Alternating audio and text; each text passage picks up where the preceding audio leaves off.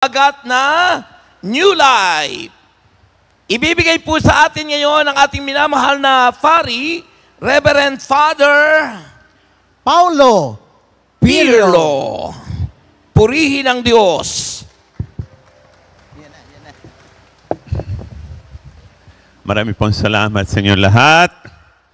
Naimbang nga bigat. Nakaka-relate ako sa mga Ilocano, no? Kasi umikot ko sa buong Ilocos Norte, Ilocos Sur, Tugigaraw, Benito Soliven, Isabela. At nakaka-relate ako sa mga Ilocano. Bakit? Taga-Italy ako. Taga-Genova. Sabi ng mga Italiano na mga taga-Genova ang pinakakuripot sa buong mundo. Totoo. Pero alam ko na sa Genova, kung may patay ka, ang patay inilibing sa simeteryo, nakalabas ang ulo na ganyan. Bakit? Para matipid sa lapida. Ayan, ganitong kuripot ang mga taga-Genova. Oh. Sa ngayon, una sa lahat, good news. Gusto ko ipaalam na mayroong akong 3 citizenship. Simula sa taon na ito, 3 citizenship. Una sa lahat, Italian citizen. Pangalawa, Parañaque City citizen. At pangatlo, senior citizen. 60 na ako. 35 years in the Philippines. 35 years ago, sabi ng Father General sa Roma, Paulo, pumunta ka sa Pilipinas ng 1 taon lang. 1989. Ilang taon na nakalipas? 35 na. Sabi ko sa Superior General last year, Father, sabi ninyo, 1 taon lang. Pero 35 na nakalipas. Sabi ng General, Paulo, hindi mo alam ano nakasulat sa Biblia? Ano? Sa mata ng Diyos, 1 araw para 1,000 taon kaya nagsimula ka lang. Pero I'm very happy, napakasaya ko dito sa Pilipinas because it's more fun in the Philippines. So bilang Italian citizen, may libreng pizza, spaghetti, macaroni sa Italian restaurant. Bilang ampong na anak ng Parañaque City, salamat kay Mayor Rivares, libre sa aking birthday, libre Skyflakes at C2. Okay na yon. Bilang senior citizen, simula noong May, libre parking sa SM, libre sinehan sa Lunes, 20% discount at sabi nila, libreng libing. Ngunit hindi ako nagmamadali para doon. Ano ang masasabi natin tungkol sa baha dito sa Metro Manila? Di ba noong nakaraang buwan, umulan ng malakas at napakalalim ang baha. Meron akong misa sa Las Piñas, Novena Mass sa Las Piñas. Lubog ng baha ang simbahan. Kaya ang ginamit ko, bangka sa alip ng motorsiklo. Pagdating ko sa simbahan, ganitong taas ang baha sa loob ng simbahan, ganitong taas. Pero tuloy pa rin ang misa. Diba? Rain or shine, tuloy ang misa. Amen? Kaso, ang mga lectors and commentator, sa alip ng kanilang uniform, ay naka-bikini dahil sa baha. Mga ushers and collector, gumagamit ng snorkeler. Ang mga altar servant, nakasuot ng salbavida.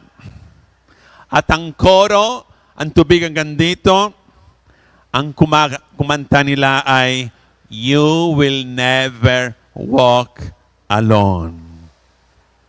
Maestro, musika. Rain or shine, magsimba. Amen? Sa simbahan namin sa Parañaque, nandito ang simbahan, Mary Immaculate Parish. Maglakad ka ng 10 minuto, may isang developing community, El Dorado. 10 minuto lang ang paglalakad. Kung may patay, magsimba ko sa El Dorado. Lahat ng nanay nagtitipon-tipon para sa misa, para sa yumaw. Sabi ko, mga nanay, bakit hindi ka nagsisimba tuwing linggo? Bakit nagsimba kayo kung may patay lamang? Kailangan ng patay sa inyong buhay para magsimba?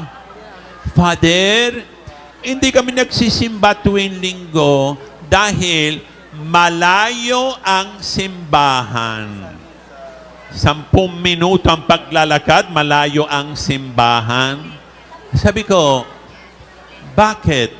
Ang simbahan lang ay malayo. Bakit ang Isembikutan hindi malayo? Bakit ang Pure Gold sa Doña Soledad hindi malayo? Bakit ang Sabungan sa Pasay hindi malayo? Bakit ang Lotto Outlet hindi malayo? Simbahan lang malayo. At saka sabi ko, kung may ayuda sa aming simbahan sa Sabado, biglang lumalapit ang simbahan sa El Dorado kasi kayong lahat, alas 2 na madaling araw, nandyan na kayo, pumila para sa ayuda. So mga kapatid, rain or shine, magsimba pa rin. Amen? Ito isang mabuting halimbawa ng mga kapatid ng El Shaddai. 40 years na. I know the El Shaddai for 35 years. Kasi ang Bel, malapit sa seminary namin, Sons of Holy Mary Immaculate. Kung wala silang pari, Father, nawala si Father. Pupunta ko ng diretso. So 35 years, I can testify, rain or shine, lahat ng kapatid ng El Shaddai, nagsimba, nagsamba, dahil ang kaninang pananampalataya mas malakas kaysa ng ulan kaysa ng baha. Amen? Bagong buhay. Pagdating ng Holy Spirit sa buhay natin, magbagong buhay. At sino ang napupuno ng Espiritu Santo? Walang iba kundi ang mahal na ina, ang the Blessed Virgin Mary. Kaya gusto ko sa umaga na ito, pag-usapan tungkol kay Maria. Bakit? Siya ang napupuno ng Espiritu Santo. Siya ang halimbawa ng bagong buhay. Walang magkasimbanal kundi si Mama Mary. At saka, ako, anak ni Maria ng 2 beses. Bakit? Kasi ang nanay ko, ang kanyang pangalan ay Maria. In Italy, we say Maria. At ako, nakabila sa congregation ng Sons of Holy Mary Immaculate. Kaya ako, anak ni Maria ng 2 beses. Kumpari ako, kung Kristiyanong Katoliko ako, dahil sa pagdarasal at ng mabuting halimbawa ng aking ina. Ang nanay ko, talaga super Catholic. 4 kami ng kapatid. Kahit 4 kami ng kapatid, walang katulong sa bahay, walang kasambahay. Napakabisi ang nanay ko. Araw-araw si nanay ay nagsisimba. Araw-araw, rain or shine, always, every day nagsimba. Ang misa na sa amin, sa Genova, ang lugar ng mga kuripot daw, and alas 6 na madaling araw. Biro nyo, 5:30 nasaan si nanay sa harapan ng simbahan. Kaya sabi ng kura paro ko, Maria, 5:30 nandito ka na. Sa inyo na lang ang susi ng simbahan. So siya nag-awat ng susi ng simbahan. Siya nagbukas ng pintuan ng simbahan ng araw-araw. Siya nag-aayos ng mga bulaklak sa altar. Siya kumanta. Siya nagbasa ng reading. Siyang umiikot ang basket. At biro nyo, kung walang si Father, siya mismo ang nagmimisa. Talaga saradong Katoliko si Mama. Si Maria, ang ating ina, mayroon 3 pangalan. Hindi isa na lang. Ang unang pangalan, Mary, na ibinigay ng kanyang mga magulang. Ang pangalawang pangalan, napupuno ng grasya, ay ibinigay ng Diyos. At ang ikatlong pangalan, alipin ng Panginoon, ibinigay ng kanyang sarili. Diba, nung pumasok si Gabriel sa bahay ni Maria sa Nazareth, sabi niya, haba, Ginoon Maria, napupuno ka ng grasya. At ang sagot ni Maria, Amen. Ano ibig sabihin ng Amen? Yes na yes. Sa wikang Hebreo, Amen. Sa wikang Italiano, si. Sa wikang Tagalog, opo ng opo. Sa wikang English, yes na yes. Sa Bisaya, yes na yes. Parehas yan. So, it's still the same. Sabi ni Maria, Amen. Ako ang alipin ng Panginoon, mangyari nawa sa akin ayon sa kanyang kalooban. Kaya, ang banal na ina, mayroon tatlong pangalan. Miriam o Mary, napupuno ng grasya at alipin ng Panginoon. So magsimula tayo sa unang pangalan, Mary. Sa totoo lang, sa wikang Hebreo, ang tunay na pangalan ay Miriam. So, sabi ni Gabriel, Aba Ginoon, Miriam.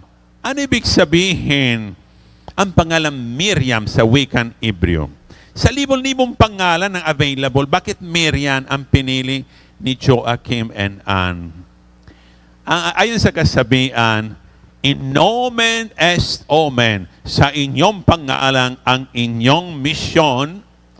Ang translation ng pangalan Miriam ay prinsesa. So, kapag nagdasal tayo ng Santo Rosario, supposed to be, Aba Ginoong Maria, Aba Ginoong Prinsesa, napupuno ka ng grasya. Bakit prinsesa? Kasi ang destino ni Maria na magiging rehina ng langit. At bagong maging rehina, simula na maliit, bilang prinsesa. Sa Biblia, lahat ng pangalan may kahulugan. Halimbawa, Adam, ibig sabihin, galing sa lupa. Eva, ina ng lahat. Si Moises, iniligtas mula sa tubig. Si Emmanuel, sumasahati ang Diyos. Si Jesus, ang Diyos ang tagapagligtas. Kaya napag-importante ang pangalan na ibinigay ng mga magulang sa kanilang mga anak. Bilang pari for 35 years, paminsan, napakalungkot sa sakramento ng binyag. Bakit? Dahil sa pangalan na ibinigay ng mga magulang sa mga anak nila.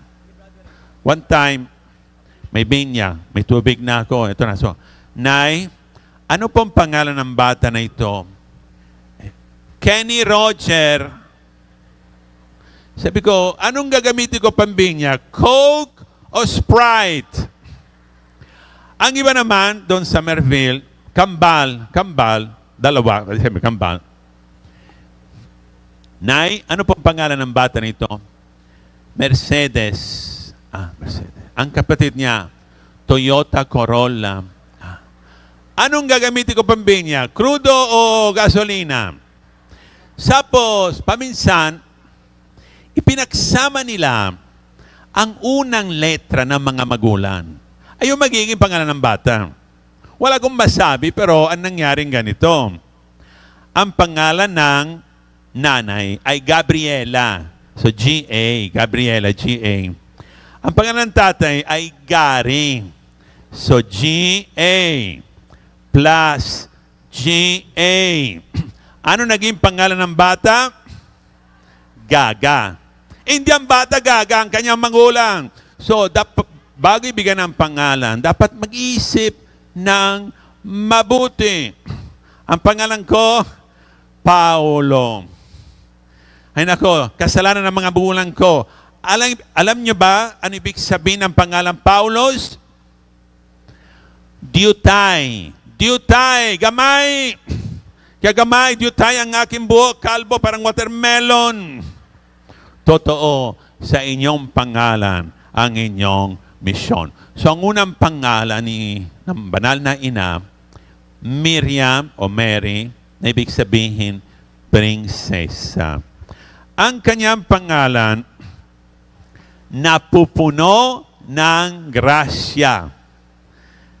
Baginong Maria, napupuno ka ng grasya. Bakit si Maria ay napupuno ng grasya? Dahil wala siyang kasalanan. Kung wala kang kasalanan, napupuno ng grasya. Kung may kasalanan, napupuno ka ng disgrasya.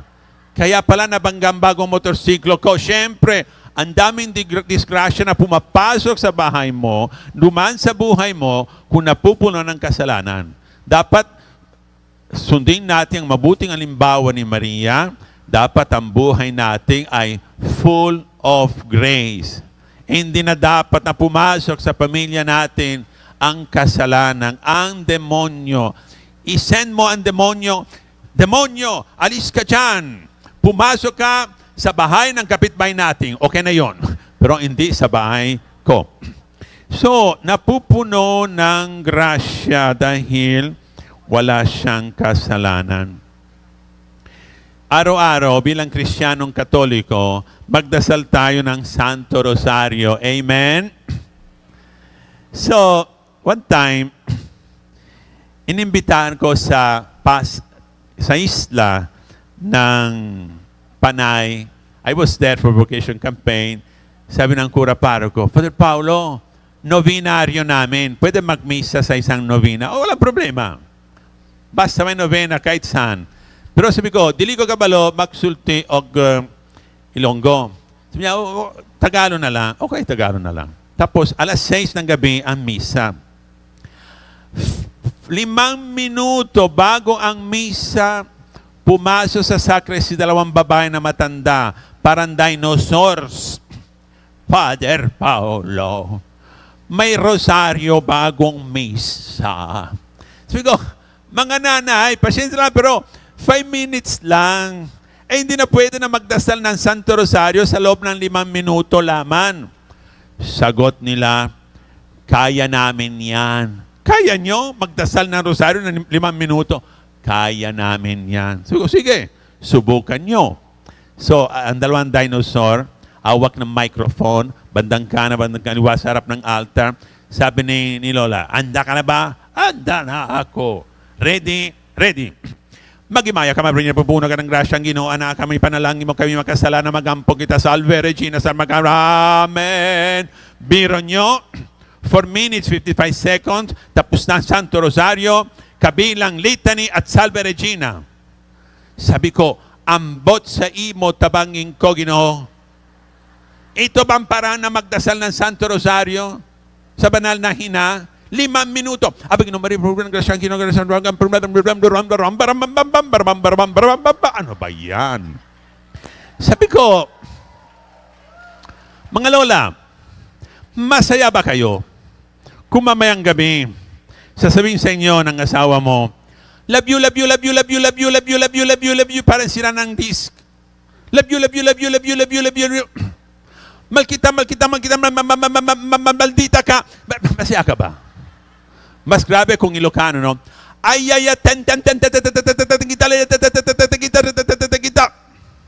o yung Cebuano, inigugma kita. Pero ang pinakamatinding ng pagmamahal sa Pilipinas, walang iba kundi sa Pangasinan. Meron kaming simbahan sa Pangasinan. I go there once a month, magandang simbahan. Ang ulam nila parati bangus. Salmusal, bangus. Tanghalihan, bangus. Hapunan, bangus. Inihaw na bangus, rellenong bangus, pritong bangus, sisig na bangus. Basta bangus na bangus. Kaya amuka ko naging parang mukhang bangus. Pagkatapos ng misa noon, sabi ng isang babae, Father, inararota ka. Sabi ko, inararota ka? Ano ka mo sa akin? Bukit? Sige, i-bulldozer ko ikaw. Sabi niya isa, Father, kasi hindi ka marunong magpangasinan. Sabi niya, inararota ka. Hindi na ibig sabihin, I love you. I love you. Kaya, ang pinakamatinding ng pagmamahal sa Pilipinas, sa pinakamalalim ng pagmamahal sa Pangasinan, talaga, inaararota ka. Ay, mga taga-Pangasinan, kita tayo sa Santa Barbara. Sa Santa Barbara. Once a month, I go there. Napagandang simbahan namin doon, St. Joseph the Worker. So sabi ko kanina, magdasal tayo ng Santo Rosario ng maayos dahil ang daming biyaya na ibinigay ng Diyos sa pamagitan ng Santo Rosario. Dahil ang Santo Rosario, ang pagdarasal ni Maria, and God cannot say no to Mary. Isang araw, nagbakasyon ako sa Italy, sa Roma. Pumasok ko sa simbahan at nagdasal ko ng Santo Rosario na nag-iisa. Ave Maria, piena di grazia, in Italiano, piena di grazia, il Signore è contigo. Biglang pumasok isang babae na may mahabang buhok.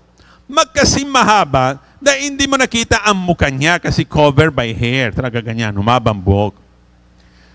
Ang babae na ito, lumuhod at umiyak ng malakas. Ang ingay. Sabi ko, Nay, kagaod. Sabi ko, Nay, bakit umiyak kayo? Stop, Father. Malaking problema ko. Sige, sabi ko, tulungan kita. Sabi mo sa akin, anong problema mo?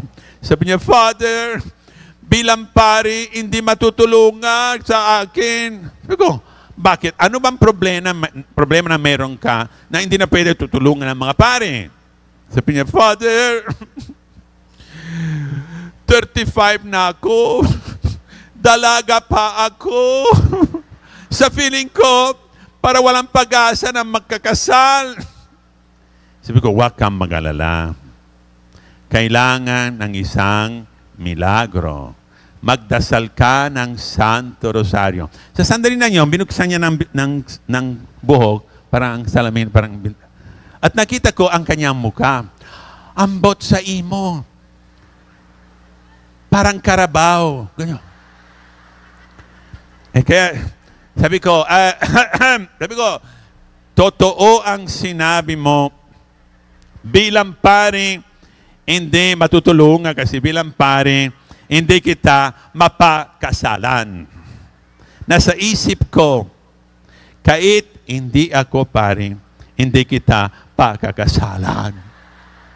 Tapos, sabi ko, kunin mo ang aking rosaryo, magdasal ka ng araw-araw, at magkaroong isang malaking milagro sa buhay mo. Tapos ng bakasyon, bumalik ako dito sa multinational, Pogo National, multinational. And pagkalipas ng isang taon, I received a big envelope, sobre. Kasi noon, wala pang email, sobre, envelope. Sa loob may picture.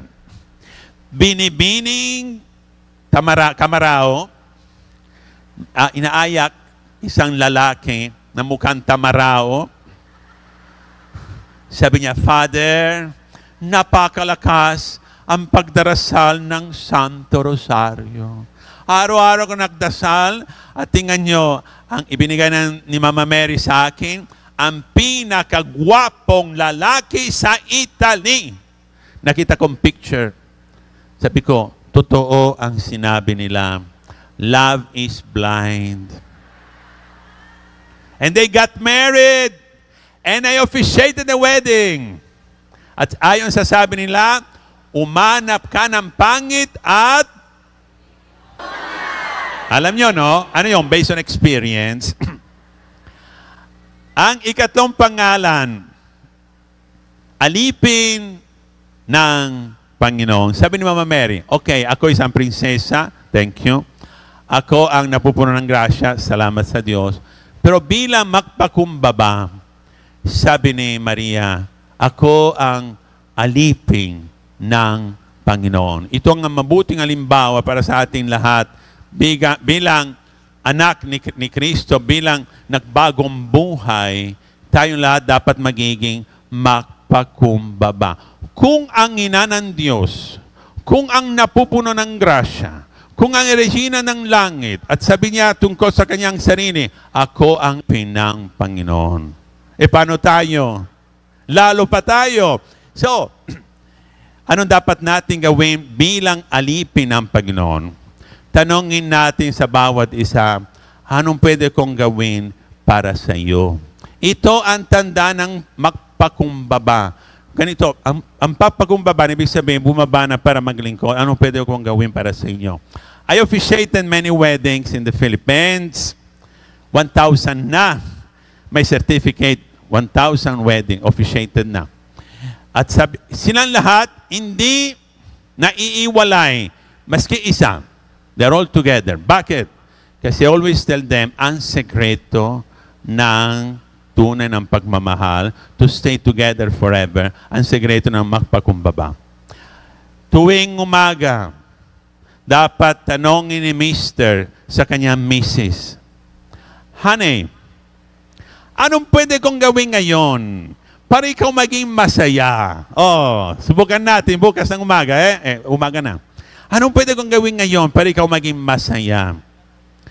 Sagot ni Mrs., wala lang.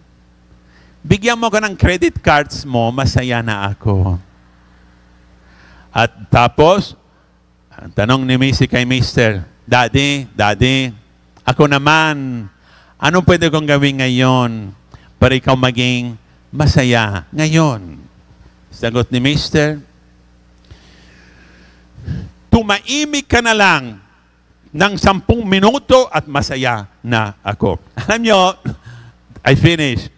Dumating sa seminary namin last week, si Lola at si Lola. Sabi ni Lolo, Father, si Mrs. ko, taga-Albay. Bicolana. Hindi, Manilenya. Sabi mo, taga-Albay. Manilenya, pero taga-Albay. Bakit? Kasi araw-araw, nasa kanya cellphone na ganyan, no? Shopee, Lazada. At sabi niya ng araw-araw ng walang tiging, Albay, kaya taga-Albay ang si Mrs. ko. Kaya, anong pwede kong gawin para ikaw maging masaya? Bigyan mo ko ng credit cards mo, masaya na ako. So to finish, ang mabuting alimbawa ng bagong buhay, walang iba kundi ang mahal na ina. At ang 3 pangalan niya, si Mary, na ibinigay ng mga magulang, prinsesa, napupuno ng grasya, na ibinigay ng Diyos dahil wala siyang kasalanan, at alipin ng Panginoon na ibinigay ng kanyang sarili. Purihin natin ang Diyos ngayon at magpakailanman. Arrivederci. Arrivederci. Thank you.